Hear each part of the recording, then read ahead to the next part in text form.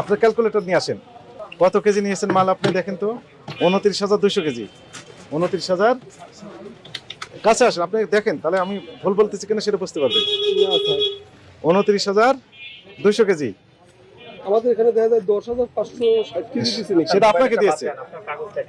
29,000 বিভিন্ন জায়গায় দিয়েছে, হয়তো আরো 2 জায়গায় দিয়েছেন, হতে পারে আপনাকে দিয়েছে ওই অংশ। হ্যাঁ। এর কাছে আসেন, ওই রেটটা কত সেটা দেখবো। কত কেজি আছে এখানে? 29,492 কেজি। একটা নোট করেন, একটা কাগজে লেখেন। আর net weight 29,200। 29,200 kg. 29,200 kg. 29,200 KG.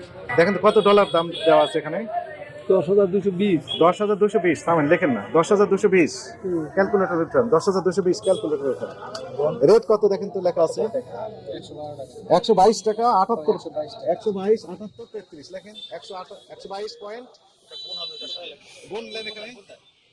122 point 7833। হ্যাঁ, কত আসছে? কত আসছে বলেন? 1,25,484 টাকা 53 পয়সা, তাই না? কত কেজি মোট ও বললাম? নেট ওয়েট কত বললাম? 29,200 ভাগ দেন, ভাগ 29,200 কত আসছে? ও পড়ুন, নিজে পড়ুন, কত আসছে? 42 টাকা 97 পয়সা। 42 টাকা 97 পয়সা লেখেন এখানে। এলসিড রেট কত বললেন?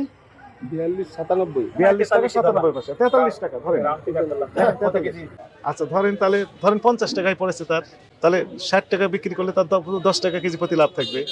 উনি হাজার হাজার কেজি কেউ নিয়েছেন, আচ্ছা 50 পড়তে পারে ক্রয় মূল্য, তাহলে ওনার কত করে বিক্রি করা উচিত ছিল বলেন তো? মানে সাইড বিক্রি করলেই তো অনেক লাভ হতো, অনেক লাভ অনেক লাভ হতো। অনেক লাভ হয়। কিন্তু বিক্রি করছেন কত টাকা ওনার পক্ষে? তাহলে উনি কত কি কত করে আপনাকে বলেছেন? আমাকে 118।